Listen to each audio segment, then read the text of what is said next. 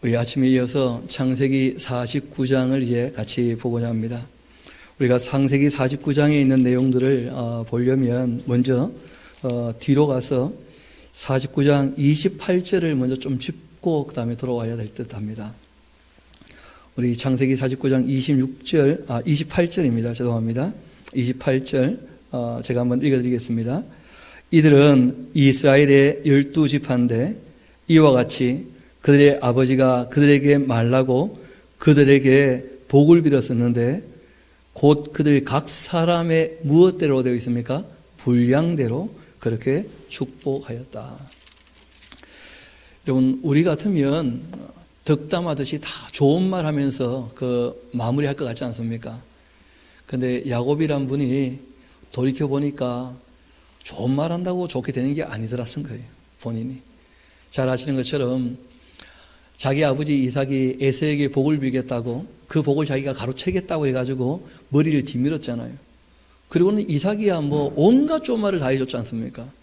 근데 자기 인생을 돌이켜보니까 자기 인생에는 전혀 그 말씀이 이루어지지 않은 거예요. 사람을 봐가며 얘기를 해야지 좋은 말 한다고 다 되는 게 아니거든요. 그래서 이 야곱은 그 아들들에게 쭉 얘기를 할 때 어떻게 보면 이런 것이죠. 싹수를 보고 얘기를 했다니, 싹수를 보고. 그런데 제가 생각할 때는 싹수를 봐도 얘기 안 하는 게 낫지 않겠나 싶기도 해요. 이 이삭의 이 축복의 내용, 실제로는 또 축복이 아닌 저주에 가까운 말들도 있습니다. 또 장래에 대한 내용이기도 하고, 예언이기도 하고, 유언이기도 하고, 그런 이제 좀 복잡한 내용들일 수 있는데, 중요한 것은 하나님의 말씀이 아니었고, 야곱이 내다본 것이었다는 거예요. 야곱이 내다본 것 중에 꽤 바르게 본 것이 있습니다. 유다나 요셉에 대한 내용들은 꽤 옳은 얘기들이었는데, 나머지 아들들의 얘기는 정말 그러한가 하고 따질 때 조금 이제 헷갈리는 부분들이 생긴다는 거예요. 그래서 말씀드린 것처럼 이것이 성경에 기록되어 있지만 말하는 그 화자, 하나님이 아니시고 야곱이다 하는 것을 우리가 염두에 두고 보면 참 좋겠고, 또 아침에 이어서 말씀드린다면 130세까지는 자기 멋대로 살았다는 거예요. 그런데 정말 모든 걸 내려놓고 난 다음에 이분이 영혼이 맑아진 듯 합니다.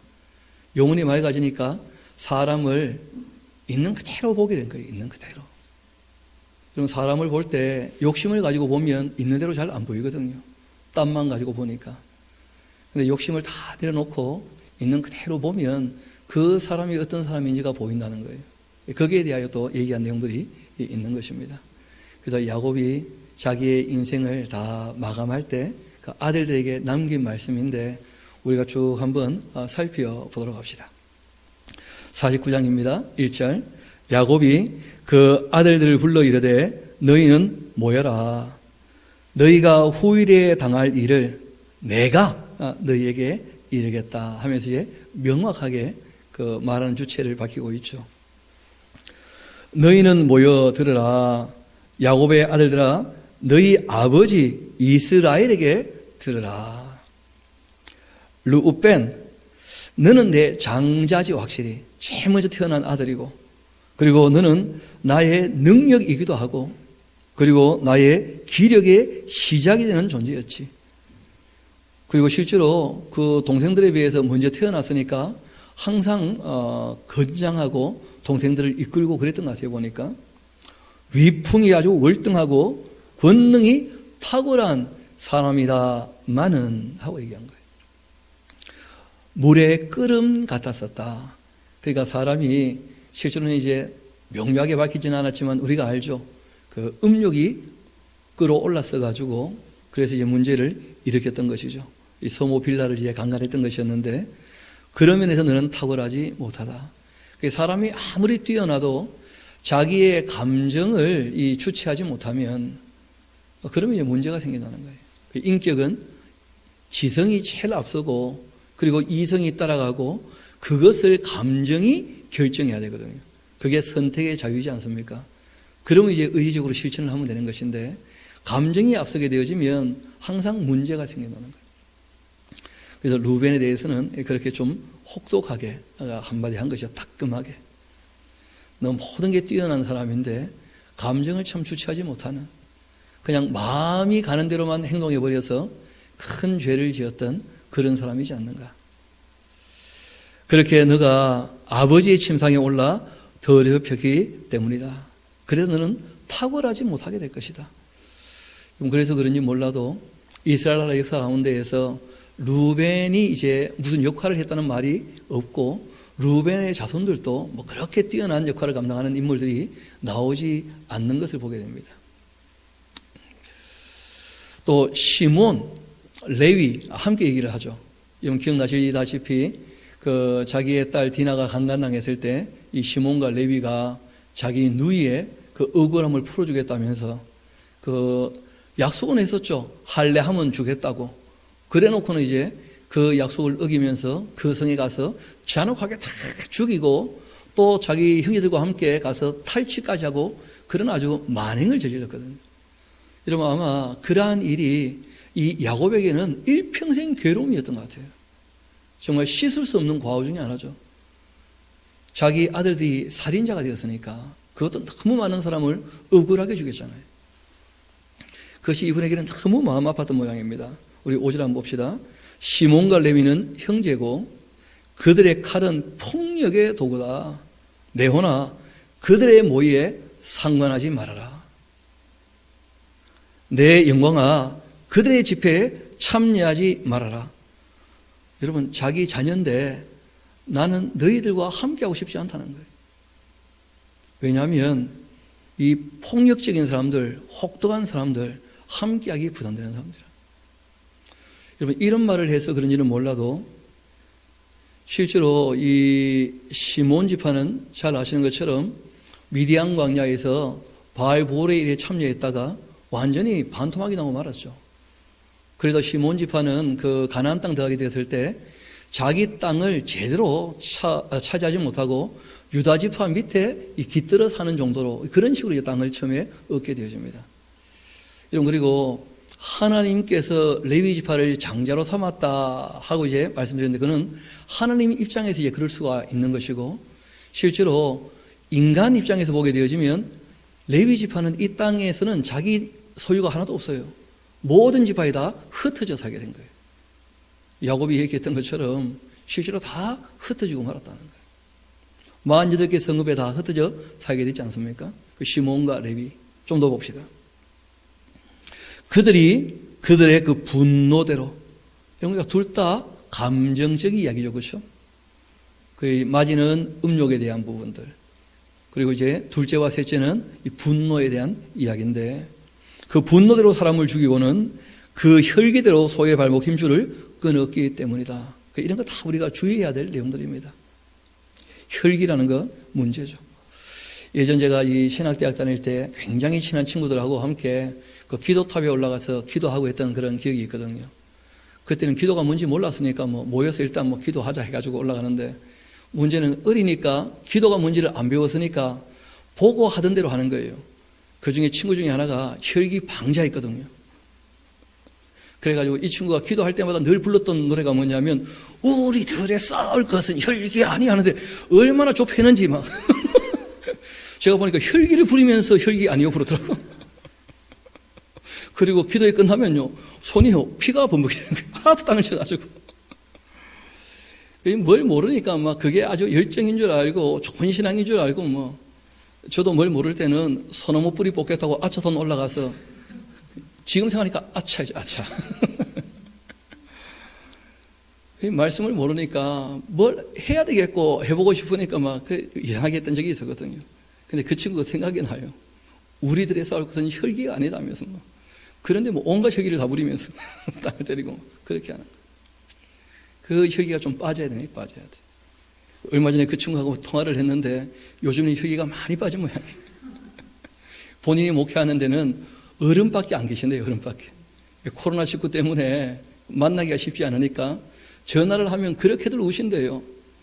왜냐하면 일주일에 딱 한 번 나들이 하는 날이 주일날 예배하러 오는 건데 코로나 때문에 다 자가격리되어 있고 못 나오고 하니까 그러니까 전화로 신방하고 하는데 다들 그냥 전화 받으면 목사님하고 울고 그런 것을 보면서 내가 이분들 것까지 돌봐야 되지 않는가 그런 거 보니까 혈기가 많이 빠진 것 같아요. 보니까 이 혈기, 분노 또는 이제 음욕 같은 것 다 주의해야 되는 것이죠. 7절 봅시다. 그 노염이 혹독하니 저주를 받을 거다. 자기 아들들인데 그렇죠. 분기가 맹렬하니 저주를 받을 것이다. 내가 그들을 야곱 중에서 나누며 이스라엘 중에서 흩으리로다 하면서 얘네들은 모이면 싸우니까 흩어놔야 돼 그냥. 그런 식으로 얘기할 정도로 이 야곱이 시몬과 레위가 그렇게 이 혈기를 가지고 분노함으로 사람을 죽였던 것을 일평생 괴로움으로 안고 살았다는 거예요. 유다는 좀 다르죠.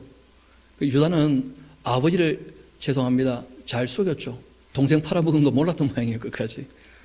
확실한 것은 이제 이 야곱의 경험에 유다가 어려울 때 집에 돌아와서 집안의 모든 어려움에 앞장서고 해결해 나가는 그런 모습을 본 거예요. 그러니까 이 유다는 또 그 자녀들이 정말 그렇게 지도자가 되면 좋겠고 진짜 지도자가 이런 데서 나오지 않겠는가 뭐 그런 얘기를 이제 하는 것이죠. 여러분 실상은 그 아들들에 대한 얘기를 하는 것처럼 보이지만 사람이 어떤 자세로 살아야 하는가 하는 것을 우리에게 알려주는 거예요. 여러분 책임지는 사람이 리더가 됩니다.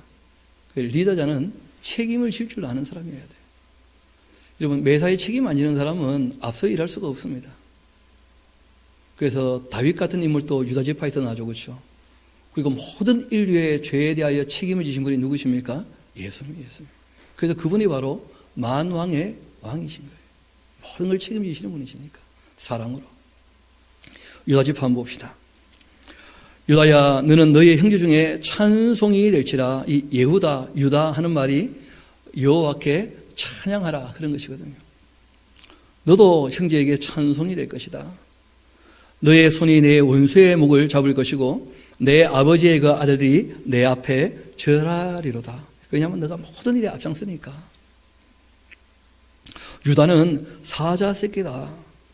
내 아들아 너는 움킨 것 짚고 올라가도다. 그가 엎드리고 웅크림이 수사자 같고 암사자 같으니 누가 그를 범할 수가 있겠는가. 그러니까 책임을 질 때 마음에 뭐가 있다는 거예요? 담대함이. 여러분 마음이 견고하지 않은 사람은 책임지는 말을 잘 못합니다. 마음이 견고하지 못한 사람이 얘기를 하게 되어지면 무책임한 말을 많이 하게 되는 것이죠.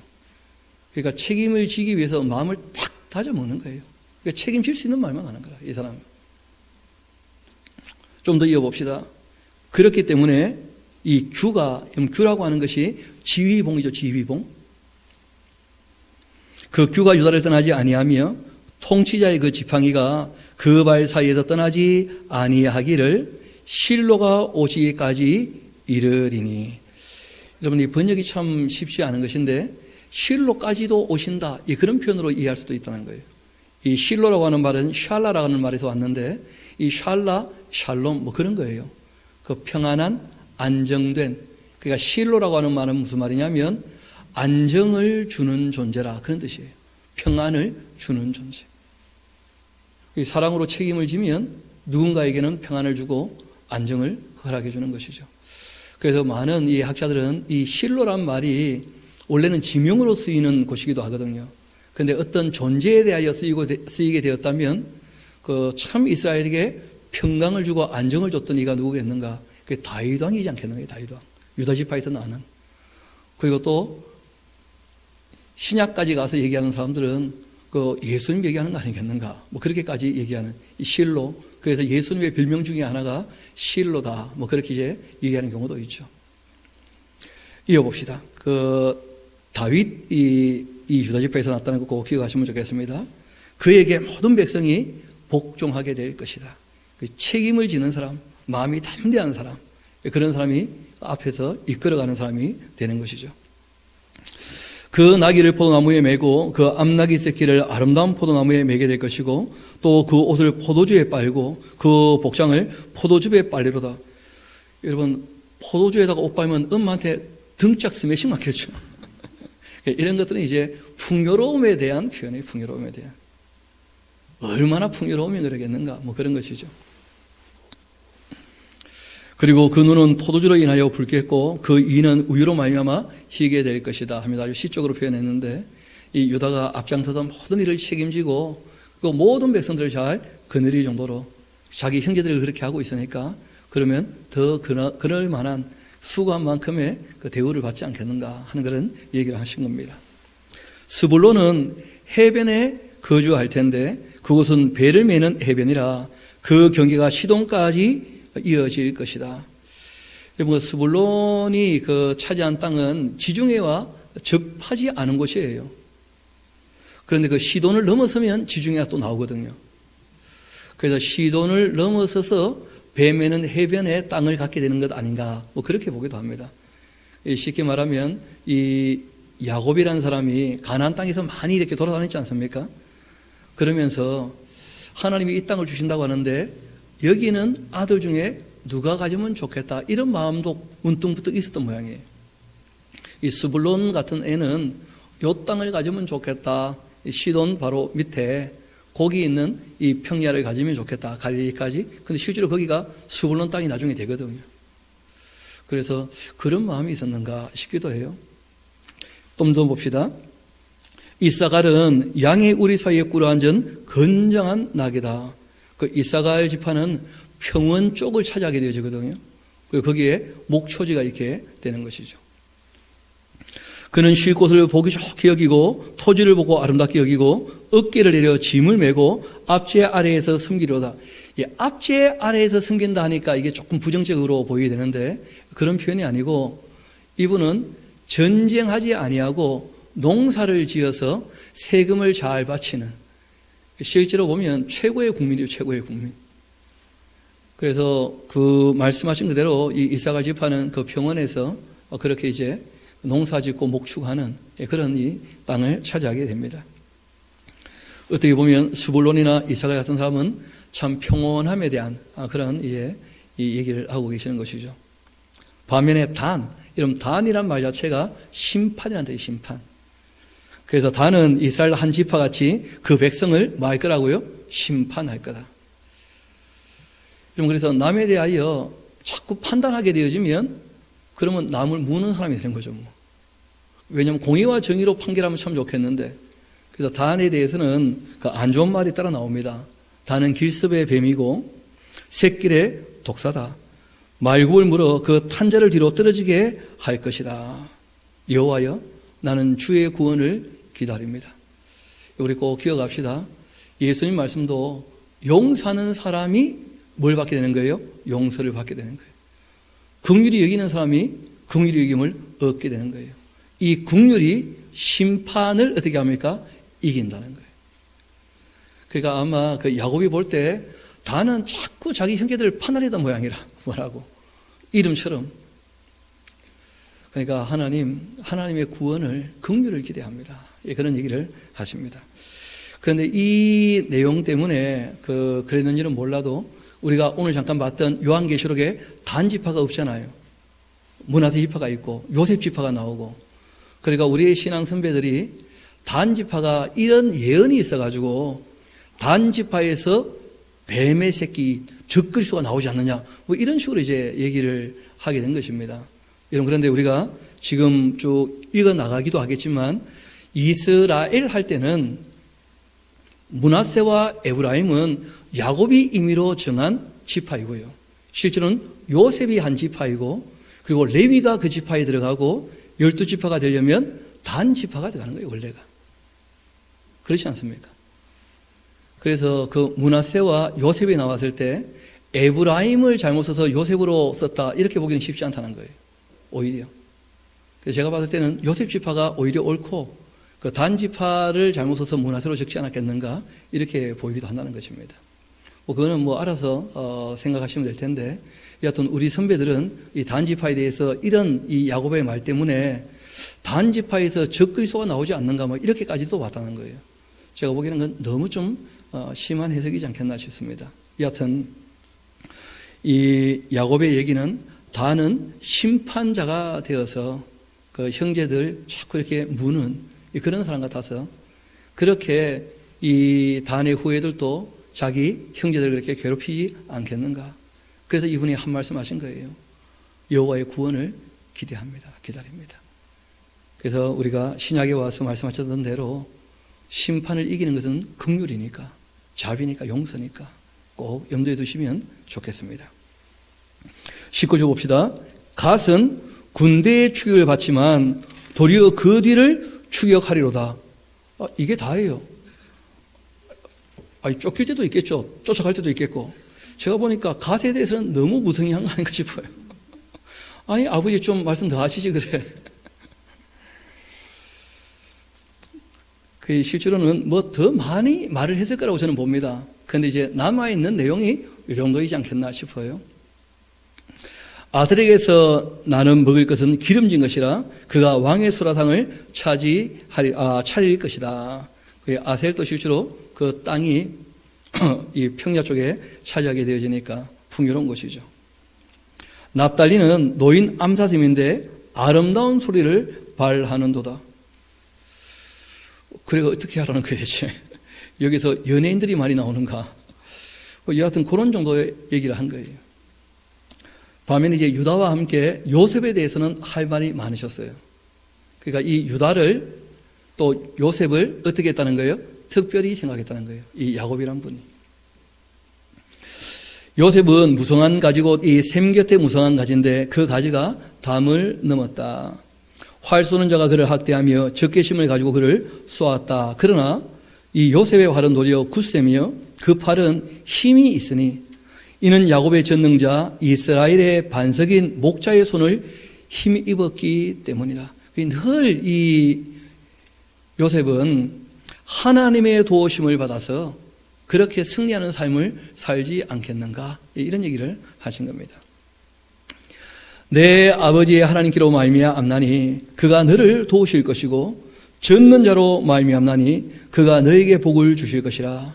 위로 하늘의 복과 아래로 깊은 샘의 복과 젖먹이는 복과 태의 복이로다. 그러니까 복의 내용이 단순하죠. 애 많이 놓고 잘 먹고 잘 살라, 이게 복의 내용이죠. 우리말로 하면 그런 거예요. 그리고 내가 한마디 하겠는데 지금 너의 아버지의 이 비는 복의 내용은 너의 선조가 빌었던 복의 내용보다 낫다는 거예요. 왜 그럴까요? 말씀드렸죠. 이삭은 애선지 야곱인지도 모르고 복을 빌었다고. 그렇잖아요. 근데 본인은요, 정말 이 맑아져서 자기의 이 자손들의 신후사가 어느 정도 보인 부분이 있었거든요. 그래가지고 이제 그런 얘기를 합니다. 그 이삭은 눈이 어두워가지고 실제로는 전혀 구분 못하고, 그리고 나중에 에서가 찾아왔을 때 미안하다, 나한테 빌 복이 없다, 뭐 그렇게 되고 말았잖아요. 야곱이 이제 그런 것들을 다 경험했었기 때문에 내가 지금 이 비는 복은 내 부조의 복보다 나은 것이다. 나는 있는 그대로 얘기한다 하고 이제 말씀하신 거예요. 그러니까 이런 말씀을 하실 때 그 야곱에게 무슨 딴 사심이 있었다고 보지는 않습니다. 그러니까 예언 같기도 하고 유언이기도 하고, 그리고 실제로 따끔하게 말할 때에는 따끔하게 말하죠. 그렇죠? 실제로 이거는 한 아들에게 말하지만 그 아들의 특성을 통하여 가지고 모든 자녀가 뭘 받기를 원하는 거예요? 교훈을 얻기를 원하는 거예요. 교훈을. 자기 형제들의 그 삶을 다 알기 때문에. 그래서 이제 그렇게 말씀을 하십니다. 우리도 들어보니까 얻는 교훈들이 있죠. 감정이 앞서지 않도록, 분노가 맹렬하지 않도록, 그리고 책임 있는 삶을 살도록, 그리고 요셉처럼 정말 용서하고 어디 가서나 사랑을 받는 사람이 되도록, 그렇게 이제 얘기를 합니다. 그리고 이어서 베냐민에 대한 얘기를 하는데, 베냐민은 물어뜯는 일이라 아침에 빼앗는 거 먹고 저녁에는 움킨 것을 나눈다. 여러분 다 나고 삐까삐까하죠. 모르겠습니다만은 그 요셉 이 다음에 베냐민은 아마 내보내서 일시키거나 그러지는 않았던 모양이에요. 아버지가 늘 품에 안고, 그러다 보니까 진짜 애가 일할 줄을 몰라가지고 늘 얻어먹었던 모양이라. 그러니까 야, 참 늘 얻어먹고 살면 되겠는가, 뭐 그런 마음이 있어서 그랬는지 몰라도 그 베냐민에 대한 얘기는 그런 얘기입니다. 이들이 이스라엘의 12지파라는 거예요. 그러니까 요셉 지파지 므낫세 에브라임을 얘기한 게 아니라는 거예요. 이 지파를 얘기할 때. 이어봅시다. 이와 같이 그들의 아버지가 그들에게 이 말하고 그들에게 복을 빌었는데 곧 그들 나오죠. 각 사람의 분량대로 한 것이었다 하고 이제 말씀을 한 것입니다. 그가 그들에게 명하여 이르되 내가 내 조상들에게로 돌아가리니 나를 햇사람 에브론의 밭에 있는 굴 우리 손주와 함께 장사하면 좋겠다. 이 굴은 가나안 땅 마므리아 막벨라 밭에 있는데 아브라함이 햇사람 에브론에게서 밭과 함께 사서 그 매장지로 삼은 것 아니냐. 거기에는 아브라함과 그 아내 사라가 장사되어져 있고 이삭과 그 아내 리브가도 거기 장사되어 있고 그리고 레아도 지금 거기 이미 장사되어 있으니까 라헬은 에브라길에 있잖아요. 그렇죠? 본인을 거기에 장사 지내주면 좋겠다고 부탁을 한 거예요. 그래서 이분은 지금 147세 때니까 고해에 돌아가시거든요. 그러니까 돌아가실 때까지 정신이 온전하고 영혼은 오히려 더 맑아졌다는 거예요. 그러니까 돌아가실 때도 막 병들어가지고 정신이 흐려가지고 그렇게 하신 게 아니고 자기의 마지막까지 딱 부탁을 하면서 확실하게 그리고 이제 별세를 하셨습니다. 바라기는 저도 여러분도 주님 부르시는 그날까지 이 땅에서도 맑은 정신으로 살아있을 수 있게 되기를 소망합니다. 수가 높고 기운이 진하여. 그리고 모세 같은 경우는 한마디 더 있죠. 눈이 흐리지 아니하다. 총명했다는 거예요. 죽기 바로 직전까지도. 이어봅시다. 이 밭과 거기 있는 굴은 햇사람에게서 산 것인데 야곱이 아들에게 명하기를 마치고 그 발을 침상에 모으고 숨을 거두었다. 그러니까 돌아가실 때에도 아주 정갈하게 자기가 탁 자기를 어떻게 해요? 단장하면서 그렇게 이제 별세하신 거예요. 아들에게 부탁했다는 거예요. 자기 발을 침상에 탁 모아달라고. 그래서 늙어서 죽을 때에도 흐트러짐 없이 그렇게 별세하신 것이죠. 나그네는 보통 객사하지 않겠습니까? 그런데 이분이 그 나그네 길을 걷다가 정말 이 애국까지 오게 되었음에도 불구하고 130에 정말 거듭나서 그래서 17년 동안 정말 주님을 바르게 섬기면서 마무리가 정말 깨끗하게 되신 분이 바로 이 야곱이란 분이죠. 그 백성에게로 돌아갔더라. 그러니까 별세하셨다는 거예요. 요셉이 그 아버지의 얼굴에 굽으려 울고 입맞추고는 그 수종드는 의원에게 명하여 아버지의 몸을 향으로 처리했는데 여러분 이거는 제사에 대한 의식이 아닙니다. 그러니까 장례에 대한 문화일 뿐입니다. 장례에 대한 문화. 성경 전체에 아마 야곱처럼 장례식을 거창하게 하신 분이 없는 것 같아요. 아브라함도 이런 식으로 장례하진 않았거든요. 어떻게 장례를 했느냐면 향재료를 집어넣고 시신을 수습하는 데 40일 걸렸어요. 그 시신을 수습하고 난 다음에 슬퍼 울고 통곡한 것만 해도 70일을 통곡을 해요. 그리고는 이 애굽 사람들이 가나안 땅, 이 막벨라 굴까지 대행렬이 요셉과 그 형제들과 함께 가요. 또 거기서 대성통곡하고 돌아옵니다. 그러니까 장례식이 한 서너 달 걸린 거예요. 요즘은 상상도 못하는 것이죠. 그 인류 역사에도 이런 정도 장례식은 잘 없었던 것 같은데, 뭐 우리도 3년상 뭐 그렇게 하지만 그는 몇 명이 이렇게 서 있는 것이고 이런 식으로 대단하게 하지는 않거든요. 그러니까 요셉이 어떤 사람이었는지를 알 수 있다는 거예요. 그 아버지 장례식을 보면 그 애굽에서 어느 정도의 대우를 받고 있었는지 그런 게 이제 좀 보이는 것이죠. 한번 봅시다. 요셉이 그 아버지 얼굴을 굽히고 울고 입맞추고 그 수종들은 의원에게 명하여 아버지 몸을 향으로 처리하게 하며 의원이 이스라엘에게 그대로 했습니다. 그렇게 40일이 걸렸어요. 향으로 처리하는 데는 이 날수가 걸림이었고 애국 사람들은 70일 동안 그 야곱을 위해서 애곡했다는 거예요. 70일 동안이나. 곡하는 기한이 다 지나게 되니까 요셉이 바로의 궁에 말하여 이르되 내가 너희에게 은혜를 입었으면 원컨대 바로의 귀에 아뢰기를 우리 아버지가 나로 맹세하게 하여 이르되 내가 죽거든 가나안 땅에 내가 파놓은 묘실에 나를 장사하라 그렇게 하였나니 나로 이 가나안 땅으로 올라가서 아버지를 장사하게 하소서 내가 다시 반드시 이 애굽으로 어떻게 하겠다는 거예요? 돌아오겠다는 거예요. 왜냐하면 이 야곱과 요셉의 나이 차이는 한 90살쯤 차이가 나거든요. 그러니까 이분이 돌아가실 때가 147세니까 요셉은 아직 일할 나이예요. 57세니까. 그리고 110세에 돌아가시니까요. 그러니까 사람들이 요셉 떠나지 않겠나? 뭐 그런 마음 가질 수 있잖아요. 고향으로 가고 싶어 하는가? 요셉이 얘기합니다. 내가 반드시 돌아올 거니까 아버지 그 소원을 좀 들어드릴 수 있게 그렇게 허락해 달라 하고 부탁을 한 겁니다. 여러분, 우리 기독교는 그 장례식에 대한 이 문화가 명료하게 지금 정리된 게 잘 없죠. 우리가 굳이 이제 얘기를 한다면 그 4번의 예식을 하게 됩니다. 제일 먼저가 임종에 대한 예식을 하게 되죠. 그렇죠? 임종. 그러니까 돌아가시기 전에 이제 함께 모여서 그 예식을 보통 예배로 우리가 모이게 되어지죠. 예배는 대상이 하나님이십니다. 그래서 임종하시는 분 앞에 모여가지고 하나님 앞에 우리가 예배하는 거예요. 생명의 주인은 하나님이 되신다. 그렇게 하는 것이죠. 그렇게 되면 이제 입관할 때 또 예식을 합니다. 그 입관이라고 할 때에는 영혼이 어떻게 됐습니까? 떠났죠. 그렇죠? 그래서 이제 작별에 대한 그런 예식이 되어져요. 그리고 이제 우리가 발인이라 이런 말을 쓰는데 그 발인은 유교적인 표현이고요. 우리는 장례 예식 그냥 그렇게 얘기를 합니다. 그래서 우리가 하관하기 전 보통 요즘에는 장례식장에서 이제 떠나게 될 때 떠난다라고 하는 것이 이제 발인이라는 뜻이거든요. 그래서 우리가 이 장례 예식을 하게 되어지면 그때는 딴 얘기를 하는 것이 아니고 생명의 주인이 하나님이시고 우리도 다 어떻게 될 거라는 거예요? 이 길을 따라갈 거다. 그러니까 우리가 우리에게 주어진 삶에 대하여 정말 하나님 앞에 착하고 충성히 살아가자 하고 얘기를 하는 거예요. 여러분, 기독교 장례식은 죽은 자를 위한 시간이 아닙니다.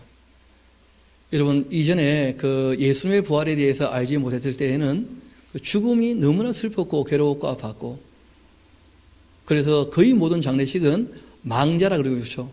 죽은 자의 영혼이 좋은 데로 가기를 원하는 그런 마음을 가지고 이제 장례식을 다 집례를 했던 것이죠. 그래서 심지어는 명복을 빈다 이런 얘기도 하거든요. 명복을 빈다는 말이 무슨 말이냐면 명자는 어두울 명자입니다. 어두운 저 대상으로 갔을 때 거기에서라도 복 받으면 좋겠다. 그래가지고 그거 갈 때 가져가라고 노잣돈 끼워놓고 그렇게 하는 거 우리가 보잖아요. 기독교는 전혀 그렇지 않습니다. 그렇다고 또 춤추고 좋아하고 그러면 안 됩니다. 너무 슬픈 일이잖아요. 이별했다는 것 자체가. 그래서 우리가 임종을 보고 그 다음에 입관을 하고 그 다음에 장례 예식을 하고 난 다음에 하관을 할 때는 실제로 이제 이 땅에서 더 이상 못 보는 것이죠. 그리고 여태까지 함께 어울렸던 그 몸도 더 이상 못 보는 것입니다. 그래서 입관할 때는 이별에 대한 얘기를 우리가 하게 되지만 하관을 할 때에는 만남에 대한 얘기를 해요. 주님 앞에서 다시 만나게 될 것이다. 그래서 기독교 예식을 할 때에는 이별에 대한, 그리고 살아있는 사람들이 이 땅에서 어떻게 할 것인가, 그리고 이제 마지막에는 다시 만날 것에 대한 소망으로 이렇게 이제 기독교 장례식을 다 치르게 되어집니다. 그런 정도가 우리가 하는 것이고, 그리고 실제로는 매장을 하거나 화장을 해서 또 매장을 하거나 또 요즘에는 안치를 하거나 여러 가지 다 할 수 있는데 거기에 대해서는 기독교가 특별한 문화를 갖고 있지는 않죠. 이스라엘은 보통 바위 굴에다가 가족들이 다 들어가요. 보면 지금 여기도 보면 막벨라 굴에 온 가족 다 들어가죠. 아브라함부터 이삭, 야곱 다 이제 그쪽으로 들어가게 되거든요. 장례 문화에 대한 얘기고, 성경은 거기에 대해서 특별히 하나님께서 이렇게 장례식을 하라 그렇게 하신 적이 없어요. 또 어떤 분은 매장하지 않고 화장하면 부활할 때 어떻게 하냐고. 여러분, 부활할 때는 이 몸이 부활하는 게 아닙니다. 매장에도 썩을 건데 어떻게 하라고 그러면. 그러니까 전혀 그런 것이 아니고, 우리는 이제 낙원이나 음부에 가 있으면 안 되겠죠. 낙원이나 사람의 영혼이 또 음부로 가 있게 되어 있다가 부활에 참여하는 것이니까. 그래서 기독교는 이제 부활을 확실히 믿기 때문에 예전처럼 그렇게 장례식에 대해서 집중하거나 거창하게 그렇게는 생각을 안 하게 된 거예요. 그럼에도 불구하고 이 땅에서 사랑을 나누었던 그 몸이 이별하는 거 아니겠습니까? 그래서 그것을 우리가 당연히 마음 아파하고 슬퍼하는 거예요. 우리 다시 본문으로 돌아오도록 합시다. 그렇게 말씀을 드리고 6절 바로가 이르되 그가 너에게 시킨 맹세대로 올라가 너의 아버지를 장사해라.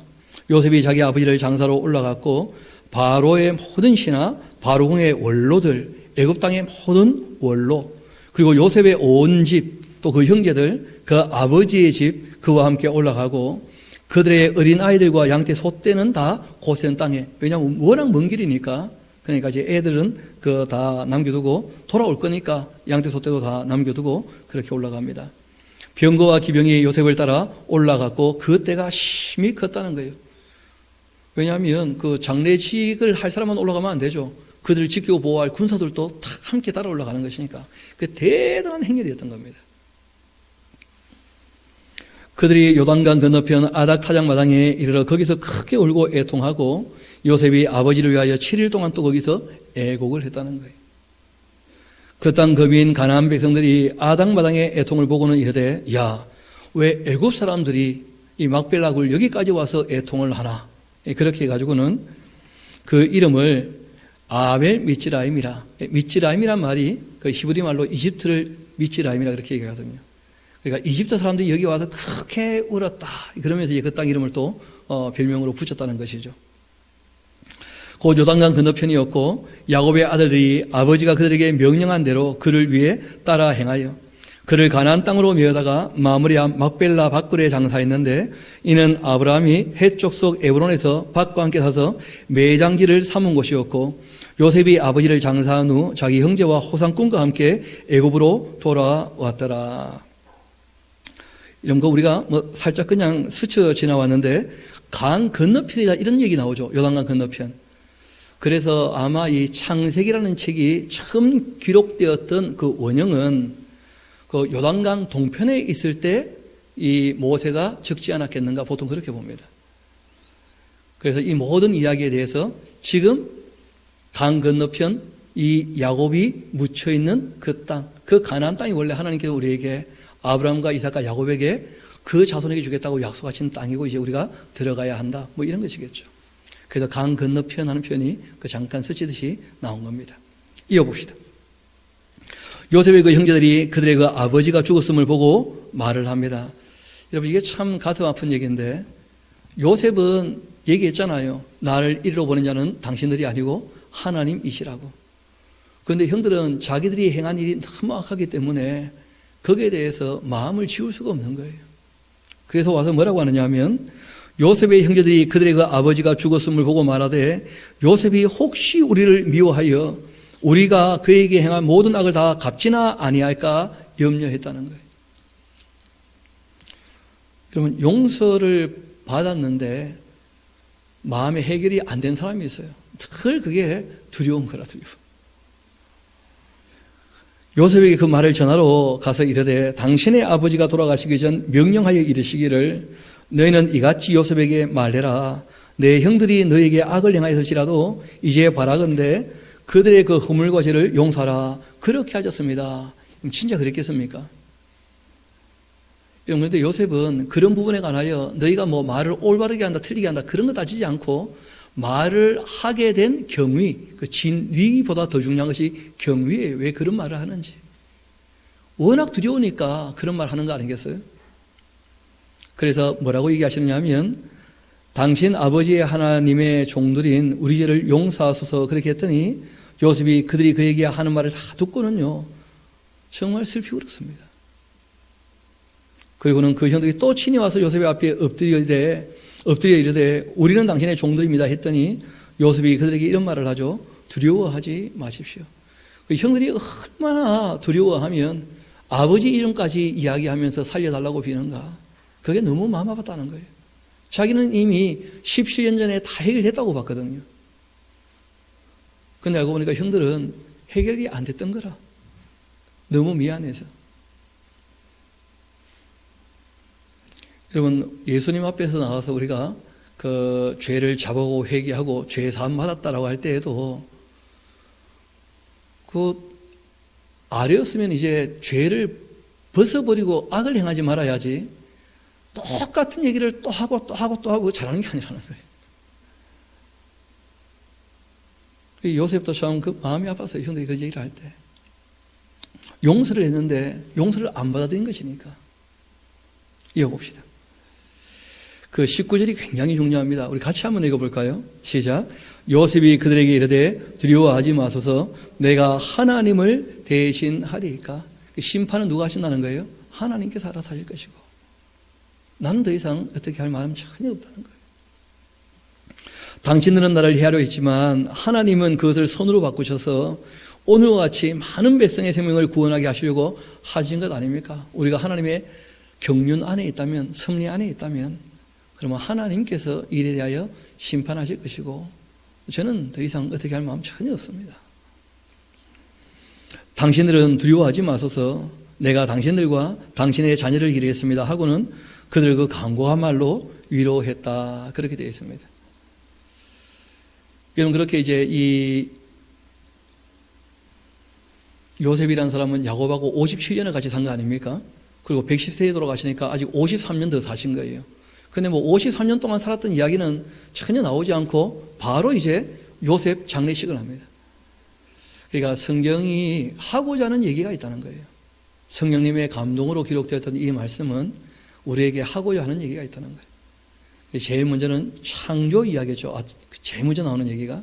그 다음에 인간 타락 이야기였고 홍수 심판 이야기였고 그리고 사람이 흩어진 이야기였고 그 흩어진 사람 중에 하나님께서 만났던 아브라함이라는 인물이 있었다는 거예요.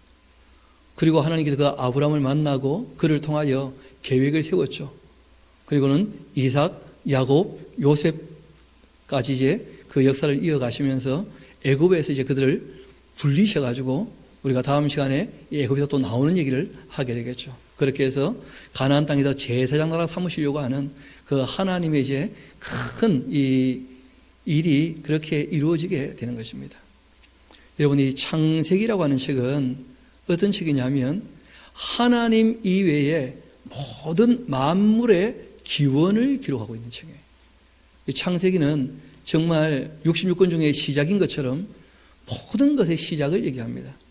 생명의 시작도 창세기에 나오죠. 그렇죠? 가정의 시작도 창세기에 나와요. 사랑의 시작도 창세기에. 왜냐하면 하나님께서 사람을 왜 만드신 거예요? 사랑하시려고. 그런데 미움의 시작도 창세기에 나와요. 에서가 아니죠. 가인이 아벨을 미워했다는 거죠. 살인의 시작도 창세기에 나오는 거예요. 그리고 목축도 그리고 또 농경도 또 인간의 문명이나 문화도 그리고 이 언어도 그리고 각 나라도 민족도 모든 것의 시작이 다 어디 나옵니까? 창세기에 나와요. 창세기.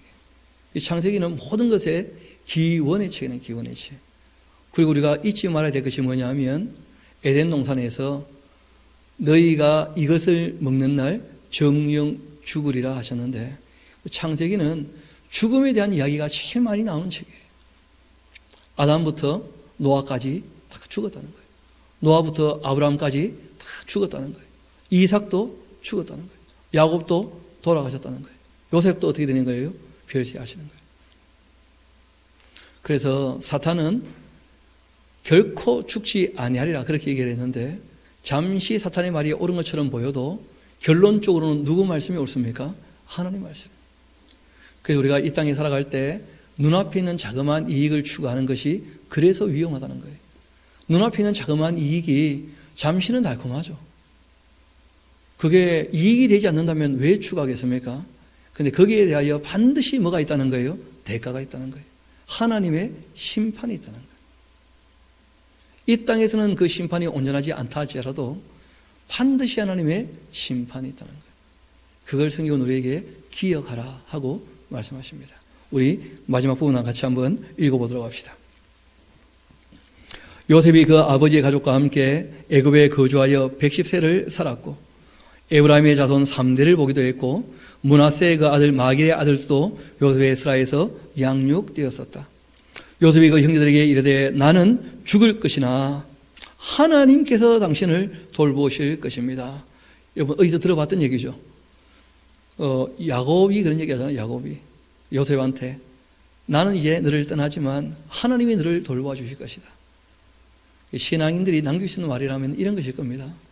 우리는 다 임시관계고 헤어질 때가 반드시 온다는 헤어질 때가.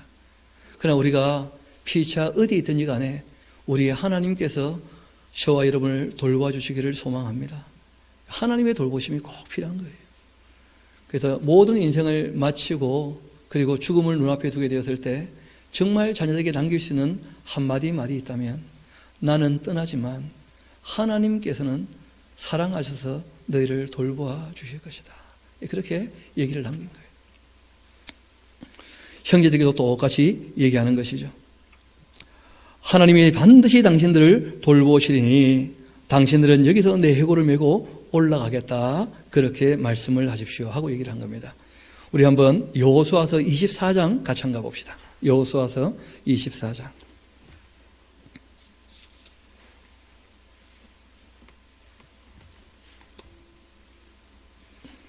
그 32절 보면 이런 말씀이 있죠.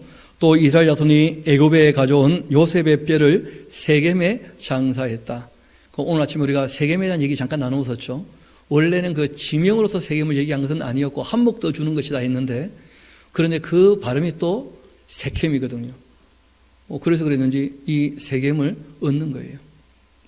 거기에 이제 이 요셉의 뭐가요? 그 뼈가 이제 안치가 됩니다. 그러나 요셉은 막 빼려고 그래 들어간 게 아니죠. 그렇죠? 항상 그래서 아브람과 이삭과 야곱의 하나님 그러는 거예요. 그 요셉의 뼈를 세겜에 장사했는데 이곳은 야곱이 190타를 주고 세겜의 아버지 하몰의 자손에게서 산 밭이다. 그것이 요셉 자손의 기업이 되었다. 그러니까 앞에 나오는 세겜하고는 좀 내용이 다르죠. 앞에 나오는 것은 내가 칼과 창으로 아모리 사람에게 빼앗은 것이다. 뭐 이런 얘기를 했던 것이었는데 이 세겜은 그 하몰에게서 샀다. 그런 얘기를 하고 있습니다. 그 땅을 이 요셉이 그 안치되는 곳으로 사용되었던 것이죠. 우리 다시 본문으로 돌아오도록 합시다. 26절. 요셉이 110세에 죽음에 그들이 그 몸에 향재를 넣고 애굽에서 입관하였더라 하면서 이제 이 창세기라는 책이 끝나게 되어집니다. 우리가 아담부터 시작해서 노아부터 시작해서 그 아브라함까지는 연대기를 한번 다 살폈던 거 기억이 나실 겁니다. 그렇죠? 그래서 이 아담부터 시작해서 아브라함 죽을 때까지가 그 얼마냐면 2123년쯤 되지거든요. 그리고 잘 아시는 것처럼 그 아브라함이 100세에 이삭을 놓고 175세에 돌아가셨으니까 아브라함과 이삭이 함께 했던 기간은 얼마입니까? 75년이었다는 거예요. 75년. 그리고 이제 이삭은 60세에 또 애를 낳죠, 쌍둥이를. 그러니까 아브라함이 그 에서와 야곱하고 15년 정도는 같이 또 지냈던 거예요. 그리고 이제 이 이삭은 또 오래 사셨죠. 몇 살까지 사십니까? 180. 그러니까 자녀들을 60에 놓고 180 사셨으니까 실제로 야곱과 이 에서와 이 이삭이 이 땅에 함께 있었던 기간은 무려 120년이 되어져요. 꽤 길죠. 그리고 이제 잘 아시는 것처럼 그 120년 지나는 중에 그 90살쯤 되었을 때 누가 태어났던 거예요? 바로 이 요셉이 태어났던 거예요. 요셉이. 그리고 이제 요셉이 90에 태어나고 147세에 돌아가셨으니까 57년을 또 같이 산 거죠. 이 야곱하고 요셉하고 이 땅에 같이 산 기간이. 그리고 이제 이 요셉은 110세에 돌아가시니까 그리고 이제 53년이 더 지났거든요. 그러니까 아브라함이 돌아가시고 이 요셉이 돌아가실 때까지를 쭉 계산해 보면 한 185년쯤 되어집니다. 그걸 다 더해 보면 그 아담부터 시작해서 이 창세기가 끝날 때까지 그 역사가 2307년 8년쯤 되어져요. 짧은 세월이 아니었다는 거예요. 제가 왜 굳이 이 얘기를 드리느냐 하면 출애굽기부터 시작해서 그 요한계시록까지가 그 역사가 1700년쯤 되거든요. 그러니까 창세기 역사가 얼마나 긴 거예요. 그거 진짜 어마무시하게 길죠. 그러니까 우리가 그 긴 역사를 굉장히 압축해가지고 이제 다루게 된 것인데 이 창세기에서 꼭 우리가 기억해야 될 것이 이스라엘이라는 나라의 기원이 여기에 기록되어 있다는 거예요. 왜냐하면 그 이스라엘 나라를 통하여 하나님께서 온 인류에게 자신을 어떻게 하십니까? 계시하시거든요. 그래서 우리가 실제로는 고마워해야 될 필요가 있다는 거예요. 관계가 없는 것이 아니라 그 이스라엘 나라를 통하여 우리가 하나님 어떤 분인지를 소개받게 되었고 또 이스라엘 나라를 통하여 메시아가 이 땅에 또 오신 것도 사실이거든요. 그래서 그 이스라엘 역사가 어떻게 해서 시작됐는지 하는 것을 실제로 굉장히 상세하게 우리에게 적어놓고 있는 책이기도 합니다. 오늘 이 야곱이 별세하신 내용과 또 요셉이 별세하신 내용들을 쭉 보면서 야곱이 사람을 정말 깨끗하게 봤을 때 어떠한 부분에 관하여 책망을 했고 어떠한 부분에 대하여 정말 칭찬하며 복을 빌었는지를 잘 살펴서 우리가 어떤 사람이 되어야 할 것인가 좀 생각을 해봐야 됩니다. 그리고 요셉이라는 삶의 삶을 우리가 잘 봤던 것처럼 정말 누구에게나 사랑받고 그리고 또 용서하는, 그리고 또 우리가 용서받았다고 할 때 수용을 안 하면, 하나님이 사랑해도 수용을 안 하면 사랑이 안 통하는 거예요. 여러분, 용서하셔도 용서를 안 받아들이면, 수용이 안 되면 통하지 않는 거예요. 예전에 어떤 분이 그런 얘기 하셨는데 참 재미있게 들었습니다. 감옥에 다 갇혀 있었다는 거예요. 누가 봐도 감옥 문을 열었다는 거예요. 감옥 문이 열렸다. 나오면 자유다. 왜냐하면 우리가 독립이 되었으니까. 그런데 안 나오더라는 거야. 문이 열렸는데. 문이 열렸는데 안 나오면 어쩔 수 없는 거예요. 그 집은 열 수 있는 게 아니거든요. 인간은 인격이기 때문에. 그래서 우리가 복음을 전할 때 이미 죄와 사망의 문제는 해결되었음에도 불구하고 하나님의 이 사랑의 은혜에 대한 복음을 안 받아들이는 사람들에게는 하나님도 어찌할 수 없다는 거예요. 그래도 끝날 때까지는 끝난 게 아니니까 우리가 부지런히 복음을 전해야 되겠죠. 그리고 또 한 가지 우리가 기억할 것은 죽음이 시작되었던 것처럼 죽음 때문에 뭐가 시작이 된 거예요? 인간 구원의 역사가 시작이 되었다는 거예요. 여자의 후손이 하면서 뱀의 머리를 밟게 될 것이다. 그래서 하나님께서 사람의 역사를 정말 주인 되셔서 운영해 가실 때에 인간 세상에서는 여러 가지 일들이 있게 되어지겠지만 오늘 우리가 함께 만났던 것처럼 야곱처럼 반드시 세월이 지나가며 하나님 앞에 나아갈 수 있게 되기를, 더욱더 주님을 닮아갈 수 있게 되기를, 한 걸음 더 나가서 요셉처럼 어디에 있든지 간에 늘 하나님과 함께함으로 형통한 삶을 사는 저와 여러분 되기를 소망합니다. 우리 함께 기도하도록 하시겠습니다. 아버지 하나님, 참 감사합니다. 아브라함이 75세가 되었을 때 그를 부르셔서 하나님께서 새로운 역사를 이루어 가시는 것을 우리에게 보여주시고, 아브라함에게 부탁하시기를 행함이 있어 완전하라 그렇게 하시며, 이삭에 정말 모든 것을 순종하고 양보하는 삶을 보시며 기뻐하시고, 그 아들이 됨에도 불구하고 130년 동안 움켜잡으며 욕심을 쫓아 살던 그 야곱을 하나님께서 택해 잡으셔서 결국은 거듭나게 하시고 은혜를 베푸시고, 그렇게 또한 우리를 위한 구원의 역사를 이루어 나가시는 하나님의 사랑의 손길을 보게 하시니 감사합니다.